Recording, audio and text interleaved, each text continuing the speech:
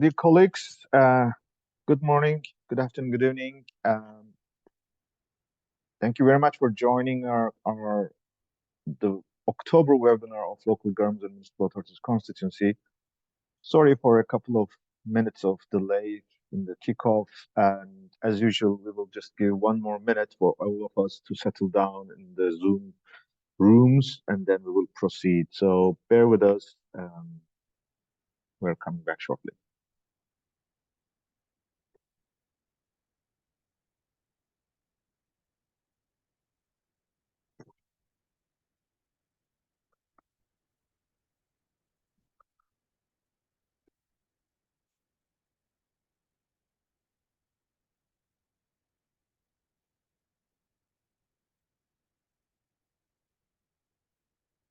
Okay, I think we're done.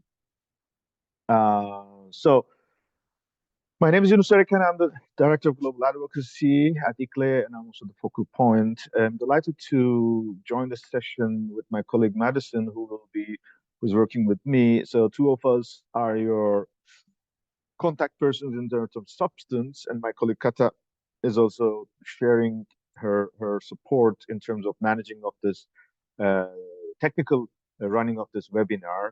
So at once you can ask your technical questions to Kata, and also Madison will also keep us updated in the chat box, especially on the links, and also in some of the topics she will also intervene.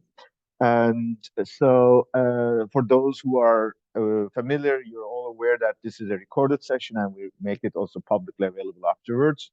But in its sense, these sessions are an internal coordination mm, opportunity for the LGMA constituency. So some of the information we would request you not to quote or share publicly, but rather keep this as a slightly in-house consultation, especially due to some of the uh, important progress on several issues on the table. What will we cover today? I know most of you are familiar, but I already see some colleagues who are new. So it always good to get us from the basics. Where are we? Who are we? Where are we doing? And we will spend some time on the LGMA. The order will be a bit changing from this one, but we will also touch upon what has been achieved, especially in the last few weeks since actually, this should be obviously September, August, not August. But in any case, we will cover some of the progress we achieved over the past couple of weeks. We will spend some time, especially on the LGMA agenda at COP. That's why the order of the slide may be a bit different. We just wanted to address that these webinars are repeated also in the afternoon, especially to enable our colleagues in the Western Hemisphere also to be informed directly. But we also have a brilliant opportunity today's session that our colleague Megan Ross from Bloomberg Philanthropies has agreed to join us, especially in the afternoon session because she is based in the US, and it will be too much asked for her to join us today in this morning call from the US coast, Eastern coast. So she's only available in the afternoon session, and she will be providing more updates on the local climate action summit and the expected outcomes initiatives. I will refer to this very briefly today in this call in order to not to overstep on this information. But be aware when you receive the links for this webinar, you will also receive the links to the recording of that webinar so that you can also go back. And we will also update the presentation as appropriate if there are any additional clarifications that she could share. Um, this is a caveat we are having for today's presentation. We will spend also a couple of good time on stock take process. We are very, very happy and excited, and especially would like to invite my colleague Madison to take us through where we are now on this global process, which is really very exciting. And we will hope that we can give a couple of minutes, 15 minutes for Q&A, and especially updates from our partners if it is missed here. And primarily, let's remember this is an internal consultation of all the partners of the LGMA constituency. So any additional points are more than welcome. Let's proceed. we have been the voice of towns, cities, metropolitans, and states in the UNFCCC negotiations since 1995, and we contribute in shaping the negotiations, but also we are involved in the action agenda. And overall, we also interact with both presidencies, but also with the national governments, who are the ones who decide on the agreements, which is the Friends of Multi-Level Action. And over these years, especially uh, from Paris Agreement onwards, our achievements have been accelerated, and now we are aware multi-level action is embedded in the Glasgow Climate Pact. And the whole logic is that starting from Dubai, a new era for climate action is starting. And we would like to make sure that multi-level action and urbanization will become the new normal and will be the most important element that will raise ambition and deliver action in this new era. We have several working groups. We have bulletins in addition to these webinars, and that is how we contributed into the process throughout the year, not just on the COPs, but throughout the year. We finished last year, obviously, with an impressive outcome from Surge and this urbanization ministerial. We were committed to follow up on that. We made huge progress that Surge and the ministerial on urbanization climate is also adopted or welcomed at the decision of the UN Habitat Assembly, Historic Climate Resolution. And obviously, then we also had started to focus also on stock takes, and especially starting from the June session when we have the announcement from Bloomberg and Philanthropies making more shape, we are also supporting now that mobilization. In that regard, we're working very closely with the presidency, with all levels. I mean, it is impressive to see this level of acknowledgement of the importance of multi-level action by this presidency. I must confess, it's the most comprehensive and holistic and uh, very, very positive agenda that we have ever seen throughout these years, in the past 20 years. This doesn't mean that the previous the presidency did not do anything. Just on the contrary, the current presidency is just building on what has been achieved so far, but simply putting into a new, like, leapfrogging. And that's exactly what is the commitment from the president since the beginning. They really said that with this Emirates hosted COP, the legacy will be that we will be entering into a new phase. And this was exactly the momentum we needed. And we have been engaged in this process over these months. Throughout the engagement that we have been following the process at the UN level. We have been following the process by the national governments like G7, G20. They are not necessarily UN process. And obviously, LGMA has also its own tracks. What we have seen over these months, that we call this as ecosystem of subnational advocacy. Traditionally, it was built around or built under the leadership of LGMA, but we're very happy that all these parallel events or processes now empowering us. And especially if we want to make a leapfrog, we definitely need additional initiatives and additional contributions and momentum, particularly from presidency, from the UN Secretary General and UNFCCC partners, but also G7, G20. So we are saying that we are living in this ecosystem. It is complex. Some of or most of these processes have popped up or accelerated in the last couple of months. It is true that we are struggling to catch up with all these. Not everyone can join all those sessions, but through this kind of sharing, we're making sure that we are consistent and we're on the same page, and we are making sure that the outcomes benefit all of us. We are in the last, let's say, 100 days or 100 meters. It's already gone. We are literally this week. There are already two big regional events are going on. We are in Suwon, collectively LGMA, ICLE, all the partners in Suwon, Korea for the Asia Pacific, 8th Asia Pacific Urban Forum. So Eastern colleagues, Asian colleagues are very active there. There's a very interesting discussion. Obviously, urban forums are the urban community around the UN Habitat Assembly or UN Habitat agenda. And climate for them is a new topic. So in the urban communities, we're promoting climate change, ambitious climate action to urban development experts and leaders. Whereas at the same time, now we're in Panama as well. This time, Latin American, Caribbean colleagues are involved in the climate week in this region.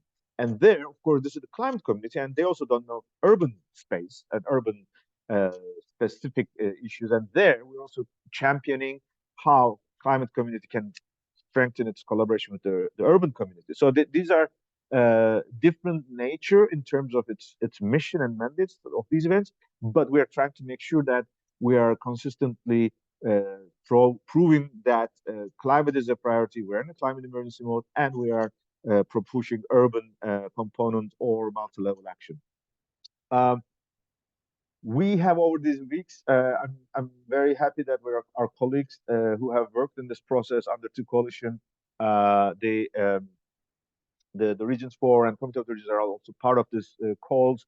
We have developed this position paper, and it is now still open for endorsement. You are more than welcome to state your city, region, or network's contribution to this process. Um, we can get back to our partners. I see Teresa in this call. I don't know, Teresa, whether you'd like to share anything on the endorsement process so far.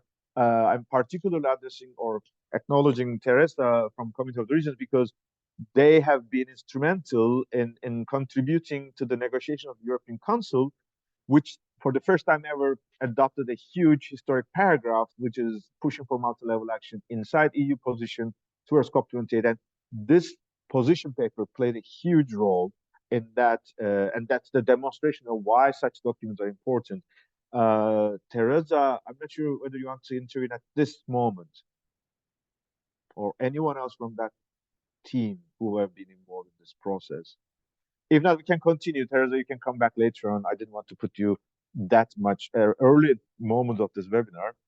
Um, okay, take your time, Teresa. You can come back in the Q&A discussion. So this position paper is consisting of a statement about how do we perceive the climate agenda as of today, and how do we want this to be reflected into the negotiation. So we are calling for action, but also we are listing specific languages and specific themes. Obviously, how much of these will be integrated into the COP28, the resolutions, we'll see. As we have seen in Paris Agreement, we had just one line.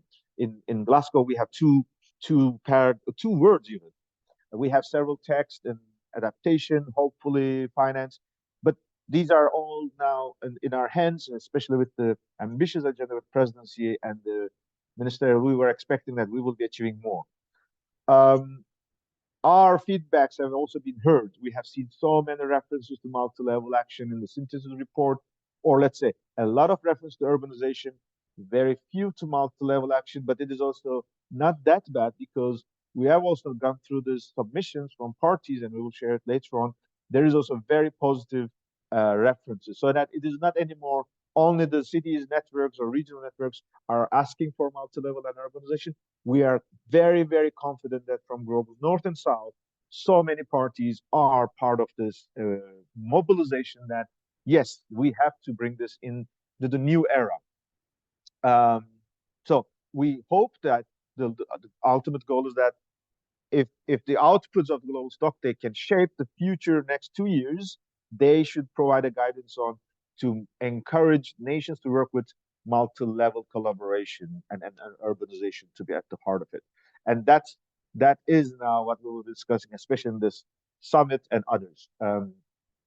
Uh, as we said, Regional Climate Weeks is very, very impressive this year because official track two, there are official tracks which are sometimes negotiated with the parties. For example, in Africa, there was connected to the African Summit, and African Summit made a declaration.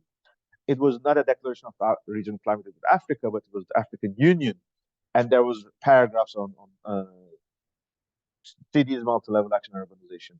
There was no such statement in MENA, Middle East, and North Africa, but there were good progress. And now we're in the Caribbean, and obviously in every climate week, the track two is the one that is much more with the UN and partners. So we as LGMA, we have always been in the front to make the opening of the track two through multi-level governance and finance.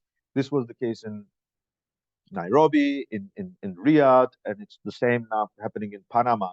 It is, of course, different LGMA partners are taking role there because we cannot be everywhere.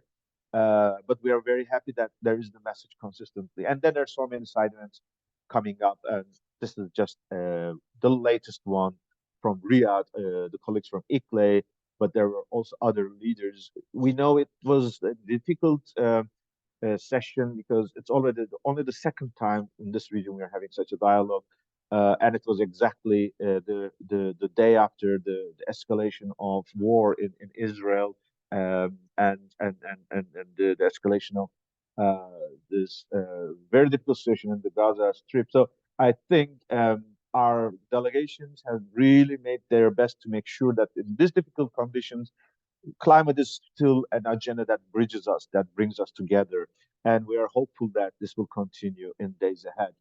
Um, Urban 7 made a huge achievement. There was this the G7 Subnational Climate Roundtable, and many Urban 7 leaders and partners were involved. It was a collaborative effort, and this is really an example that is a good practice because the Japanese presidency did their best to bring urban ministers, not ministers only, ministries, and the climate ministers on the same discussion topic, which was not easy. And we knew it will not be easy. But it's good that they are doing their best so that they can share this experience with G20 and especially the urbanization and climate ministerial, the second one in Dubai. So we commend the G7 leadership, G7 nations, and obviously the Urban 7 network. Um, as we work, I noticed we have not put this the EU text, but Madison already shared the paragraph of the EU Council. It is remarkable. It's really one of the most powerful. It is also in par with the statements of the G7 heads of state and African Union. So this shows that at the national level there is more and more emphasis. We are now starting to get closer to the COP28 mode, COP28 agenda. It's the next couple of weeks. It's not too much ahead. It's just less than a month ahead. There are some things new this year, but there are some things that is same as well. The thing that is the same is that we're still talking about a blue zone and a green zone, which means in order to access to the events under the UN territory, um, this is and needs an accreditation, and this has to be through either networks in the LGMA or other associations or accredited organizations as NGOs or intergovernmental organizations like UN agencies, or obviously from the parties. But there is an important moment that we have to discuss this time is the sequencing of these badges is this year a bit different. Not a bit. Previously, it was always a quota with per week, week one and week two. This year, it is starting for the first time that the blue zone badges are daily. This means in a given quota, you have much more flexibilities to change your delegations so that people can come even for one day if they have the financial resources. And he or she does not have to occupy the quota for the whole week, which means that your quota in a week can be 10, but practically five of them could be fixed teams, and five of these could be changing every day. So you can even change every day different leaders. So that is a good opportunity. And most importantly, once you are in this, even for one day, if you are in this, let's say, badge, or if you receive an accreditation, you will also receive free visa access, and then you will receive all the privileges. But of course, it's only limited to that day. So that's the most important thing. We will have traditional UNFCCC interventions, side events in the blue zone. We will have our press conference. We will get to that later on. Probably not today, but we will share later on our details. The climate action agenda, high-level champions, we will go through it a bit more details. Presidency is also running a huge agenda. We have our own pavilion, our home, our base camp, which is also with a new spirit. And there are other pavilions. Inside the green zone, that anyone who happened to be in Dubai, you can visit the presidency green zone area, which is close to the Expo City Dubai, which is outside Dubai a bit, but you can access to this by metro. But there are so many events in Dubai as well, so that you can also choose to go there. And for those, you don't need UNFCCC accreditation. Before going on to other details, this is the point we'd like to highlight. The Local Climate Action Summit is advancing very prominently. There is such a diverse group of partners supporting the Bloomberg and presidency, especially building on the announcement in New York. One thing that we're very happy and proud and excited is that the president designate, Sultan Jaber, His Excellency, he has circulated a second letter to the parties because this weekend there will be the pre-COP and ICLE and under two coalition will represent the LGMA constituency there. In this letter, they summarized what's at stake in terms of negotiations, but also the priorities of the presidency. And there is a specific paragraph for the first time ever that's officially acknowledges the Local Climate Action Summit and even explicitly refers the new initiative that is being designed, which is the Coalition for High Ambition Multi-Level Partnerships, in short, CHAMP. We were very happy that this letter now included this, but because it is a very, very delicate process in relation with the national government, because this will be part of the Heads of State Summit, the World Action Summit, we are not publicly promoting this abbreviation or this context too much. But in the next couple of days, we will hear more on that. But it is good that now parties are aware such a thing is coming. Luckily, it will be something that is coming for the good, not for the worse. Just like this, what was this film? the from the sky, something was coming and nobody was ignoring. So luckily, the CHAMP and the Local Climate Action Summit will be coming. That will help everyone to be more ambitious. Here's an overview. It will be on the 1st and 2nd of December during or as part of the official affiliated events of the World Climate Action Summit, which is at the heads of state level. There will be a limited number of LGMA constituency leaders interacting, and there will be with the World Climate Action Summit. We will have a 1 hour, like let's say the presentation of all our work so far, like announcement, high level, with really high announcements.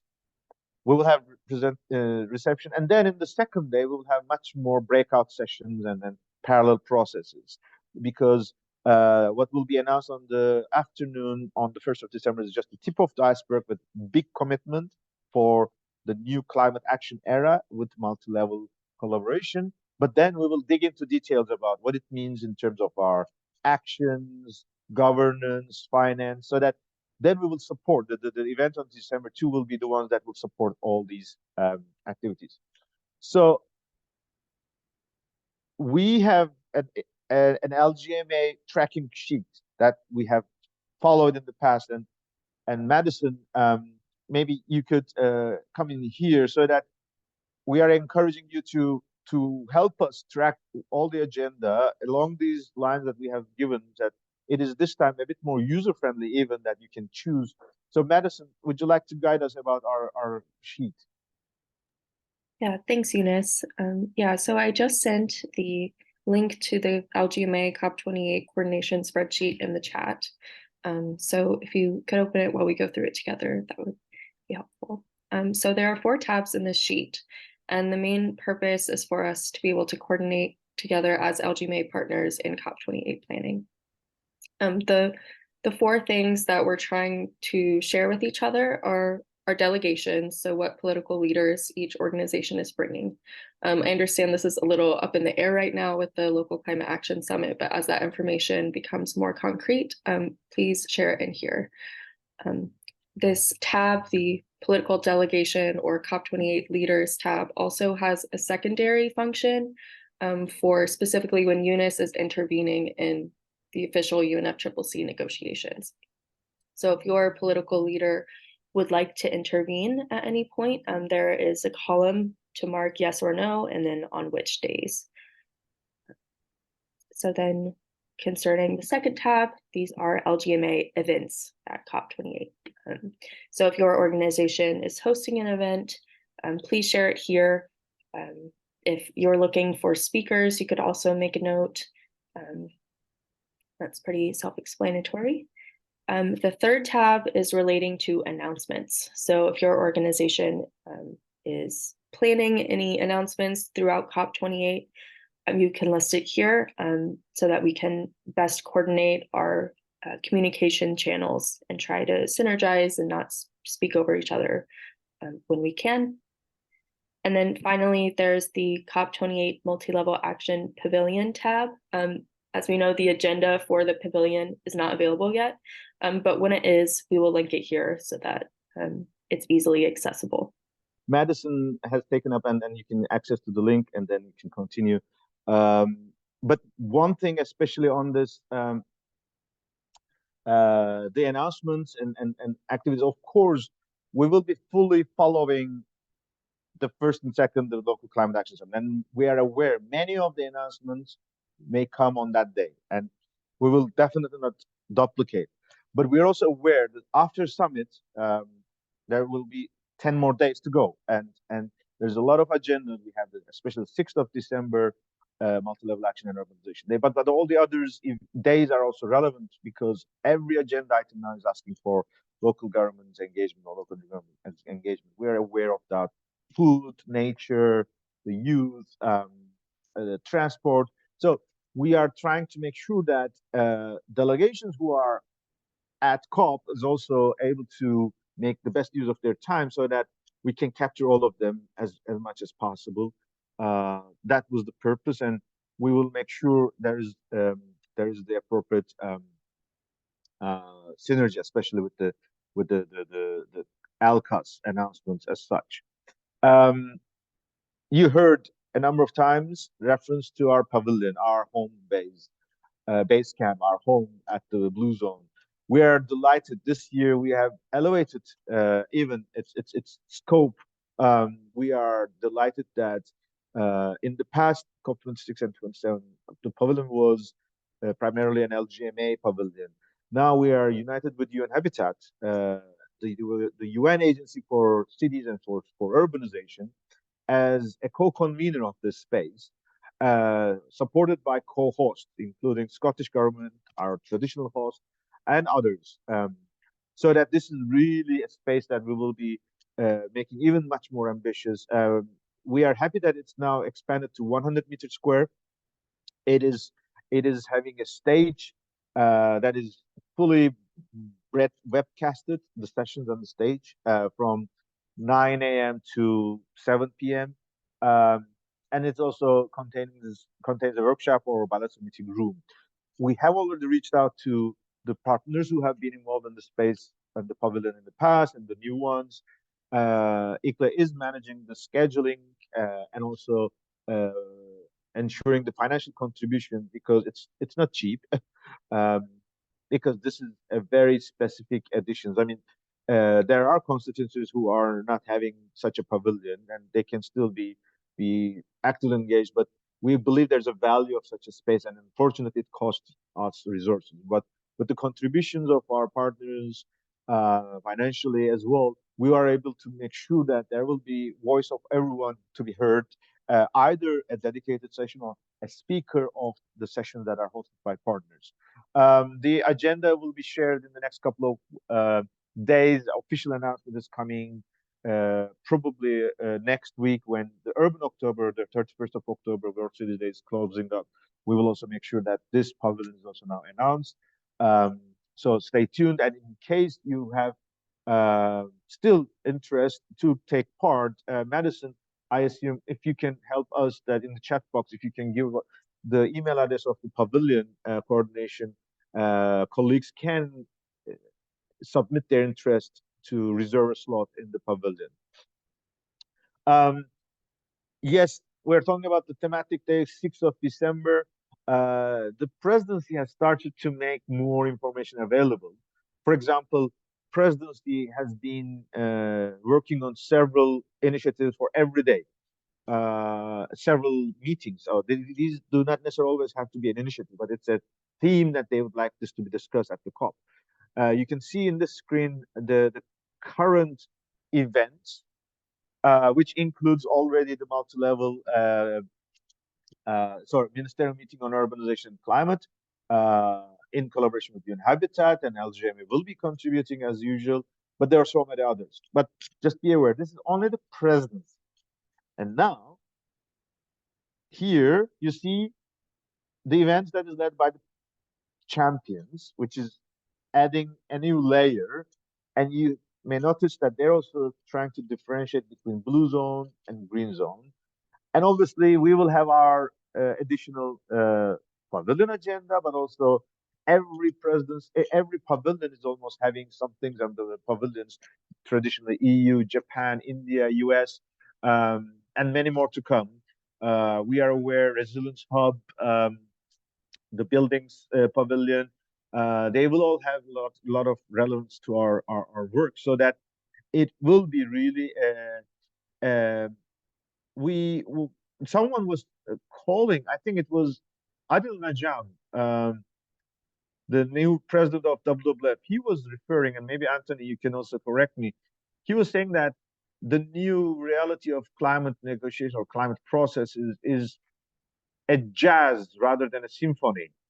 The logic is that there are so many things that they do not necessarily have to be always well programmed, but it has its own dynamics with its own complexity. And in fact, the urban actors are not too much outside of this space, because in an urban era and in urban life, you're also used to so many things moving on. You have you have uh, bikes, you have pedestrians, you have tram lines underground, you have now the new drones, and everyone is managing to survive, and they're respecting each other. So that's the new reality, and this is coming to the UNFC space even more, especially this COP, which is expected to be the biggest COP. It will come as well. So this is not the full list. That's why the tracking sheet that Madison shared, which is extremely important and valuable for us. Please take this seriously if we want to make sure that we as LGMA are, uh, I don't want to call any more coordinated, because coordination is very difficult nowadays, but synergized and streamlined, let's say, that we are able to converge and we're able to share rightly who is speaking where, and how this can help each other, so that this is a bit easier. Um, and obviously, we will have our daily briefings, not maybe every day, but we will have these coordination meetings at the pavilion, and we will use our channels for communication from pavilion, newsletters, and others as well, so that you're all kept in the loop. So these information is coming as well. So last point is that the COP is of course an important moment, but especially over the past few years with the Paris Agreement, we have also seen that it's the real change is not at the COP. The real change is at home, at your city, at your parliament, at your streets, in your boardrooms, and in your city halls. And Stocktake is an opportunity for us to highlight this. Madison, would you like to now share us how are we advanced with this towards the global Stocktake? Great, thanks, Eunice. Yeah, so the global stocktake is set to conclude at COP28, and at the SV in 2022, they called for local, national, international events in support of global stocktakes. So as you're probably aware, the LGMA and ICLEI, in partnership with Youngo, has been facilitating or promoting these local stocktake events. And we're very happy to share that we now expect nearly 30 of these events to convene. Here is a publicly available list of 27 cities across 17 countries and 6 continents. Many of these are also supported financially by ICLEI with the support of Bloomberg Philanthropies. And I think 4 of them are led by youth, and most of them are incorporating youth in other ways. So we're very happy to see this, and we expect to receive outcome reports from each event, which we can then synthesize and share at COP28.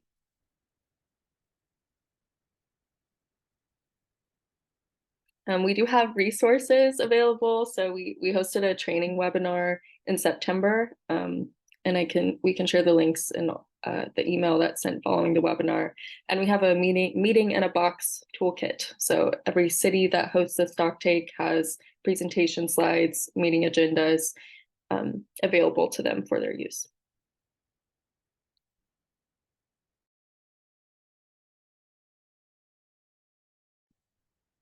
And then Eunice, I don't know if you want to speak to this slide.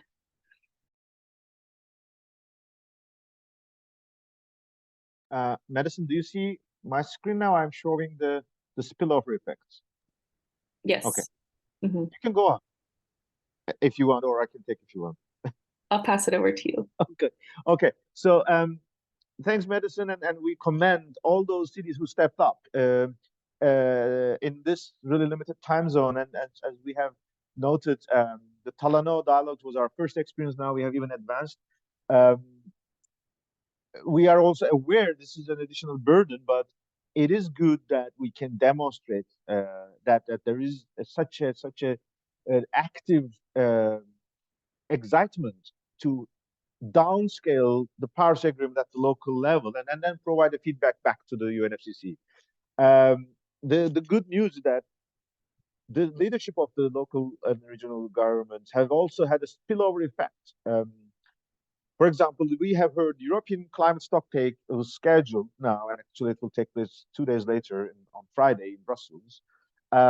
This was announced for the first time a national, or EU is also a part of the UNFCCC, a party-led stocktake is happening. And the fact that there are so many European stocktakes, and in fact, for example, Glasgow is convening their stocktake on the same day of the European stocktake. So that it is again an example that we should be proud that there is a EU level stocktake, and the local stocktakes are also contributing to this to the extent possible. We are aware the agenda of the European stocktake is not including local leaders, but the European networks are closely following this with the Commission.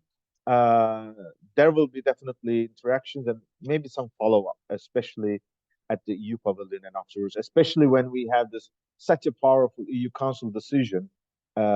We have to make sure the voices of urban and subnationals are heard in this meeting. So we look forward to our European networks to lead us on that.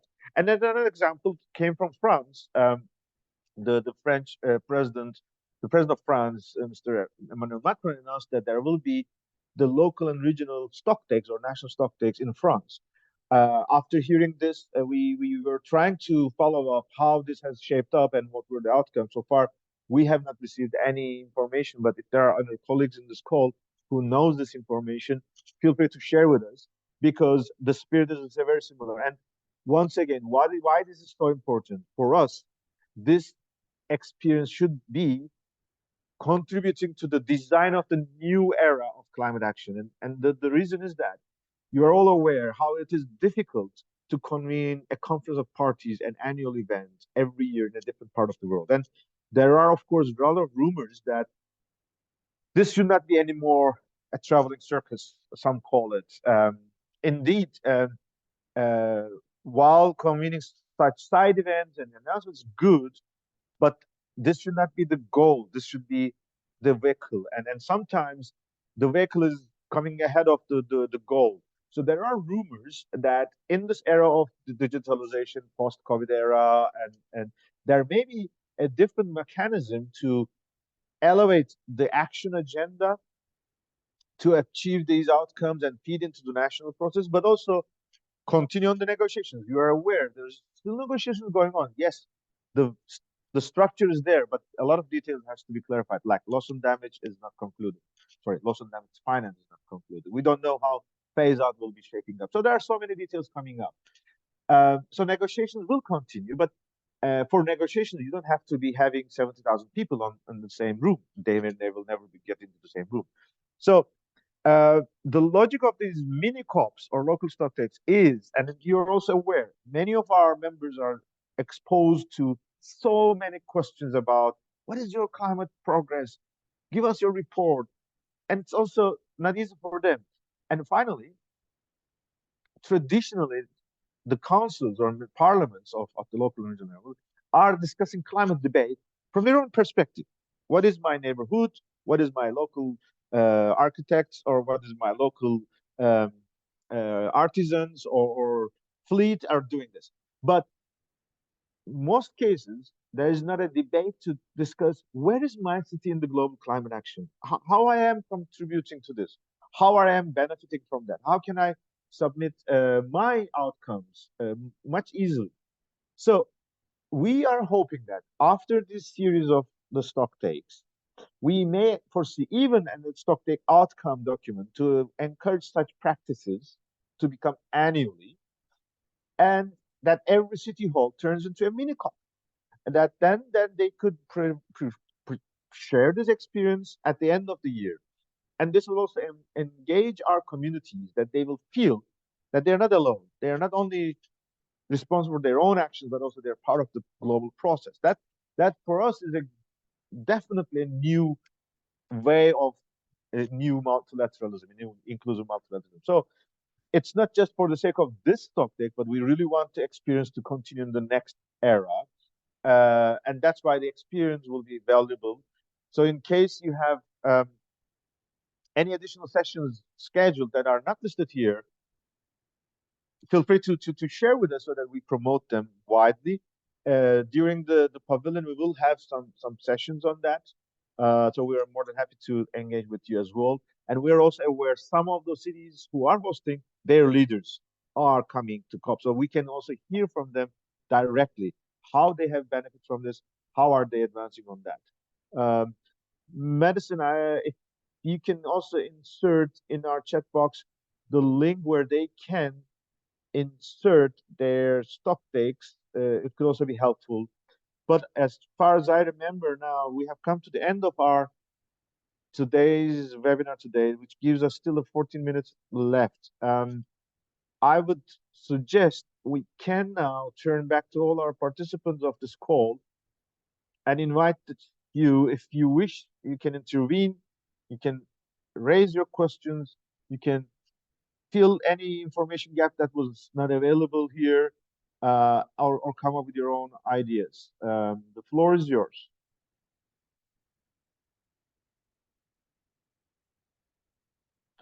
Uh, I am informed my colleague Ariel Dekovic, who is leading our communications work, is also here.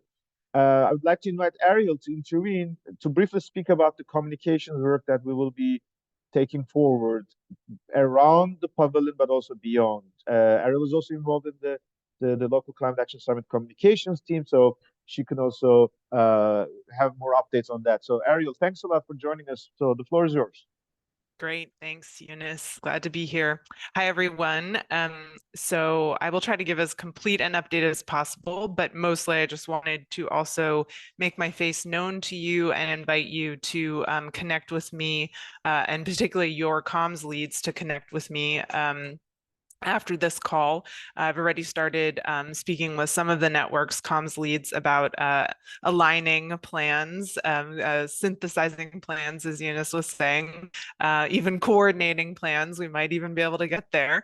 But I did want to just tell you about some of the opportunities that we have to hopefully kind of sweeten the deal for you and yeah, motivate you to connect me with your comms lead. So as Eunice said, we are coordinating the communications work for the LGMA, the pavilion, and as much as possible, trying to involve as many partners as possible. So I think some of the key places where we will love to have your connection is on the first day of the 30th. There's a press conference. We will be doing an LGMA joint press release, and would invite quotes from your leaders to be included in that.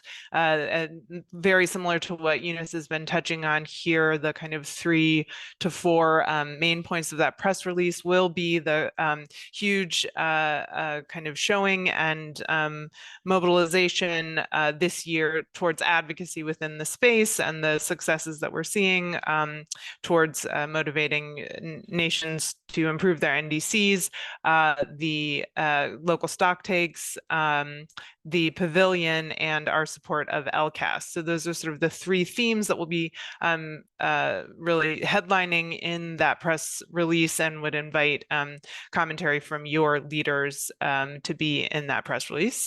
So I will send more information on that. We'll also be doing a daily mailer, and we want to feature your content. We will be putting together a coordination platform for that. It's likely going to end up being something like a Slack channel, because I'd like rather we've done in the past like a one-way communication where it's an email list or a form, but I actually would like to have that information more visible for everyone who's involved. So this would be kind of a Slack channel where when you have content or announcements, you could post it there, and then anyone involved would be able to see it. But particularly those would be making their way into this daily mailer. We are going to be investing in some good amount of media partnerships. So I'm hoping that we'll have good kind of uptake on that mailer, being kind of the main CTA that we're driving folks towards. So again, hopefully that's something that your comms leads would be interested in. And so I'll be sending out more information about that, and then particularly looking for spokespeople as well for media contacts. That'll be another ask that we have. We are going to be announcing the multi-level action and urbanization pavilion on likely at the end of this week. We're very excited to be partnering with co-convening this with UN Habitat. It's co-hosted by the Scottish government, once again a great supporter of the LGMA space, and so that announcement likely is going to hit on Friday, but of course the pavilion is our home within the Blue Zone, and so a lot of comms organization will be happening around that. So those are the main things right now, but again, mostly just want to offer myself up as a resource for your comms leads, so please encourage them to get in touch. I will put my email in the chat, and I'm happy to have quick coordination calls with those folks before we get to COP. And I will also be at COP for the first week. Okay, thank you, Eunice. Thanks, Ariel. And we will also include those in the revised version of this presentation so that our colleague can also get this. So we'll work with you so that this could be embedded into this info package. And then you will also follow up. And the link that Madison shared, we will also make sure there is also the synergy from this information to comms and vice versa, so that we help each other to ensure a smooth coordination and synergizing. Any additional comments from colleagues? Do I see anyone raising hands?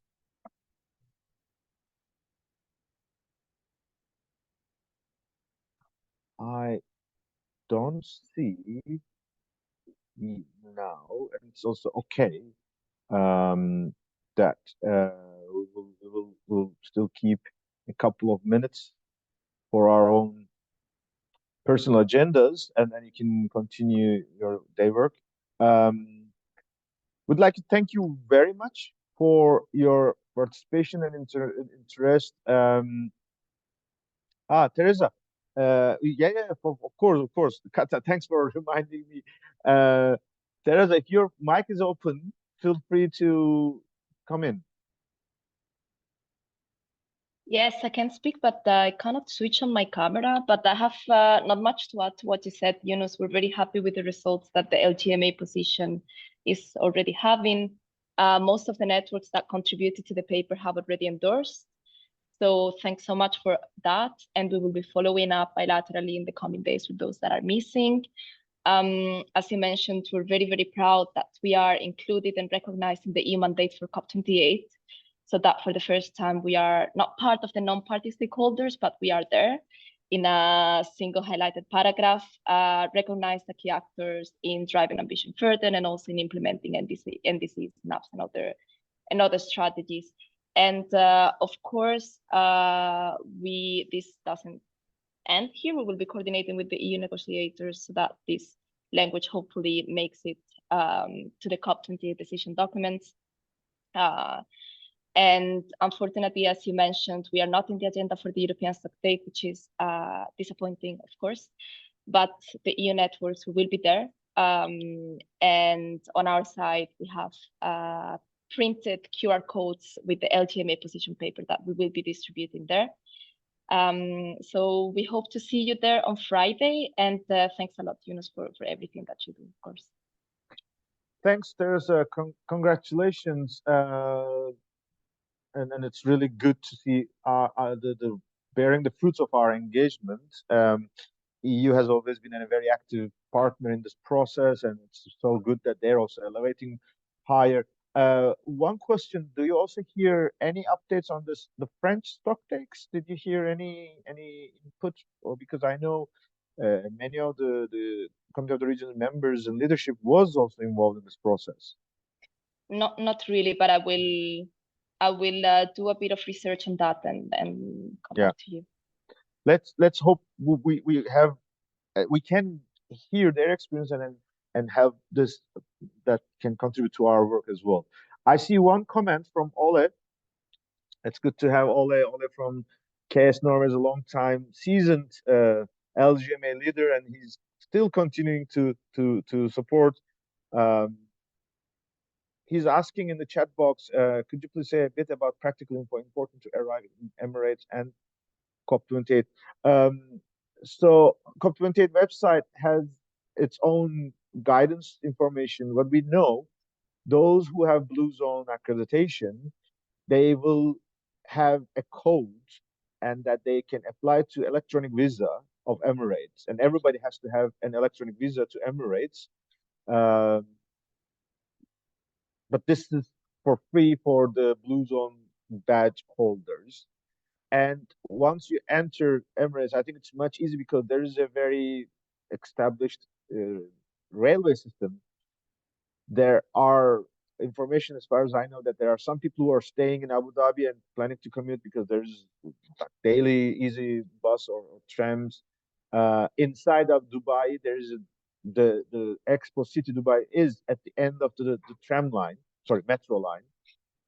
So that traditional, this always madness about catching the bus or missing the bus or taking a taxi will not be a problem. Hopefully, the capacity of the metro line would be able to carry on all these 70,000 people in this 3 weeks or 2 weeks. We are aware that the capacity of the Blue Zone is designed around 25,000.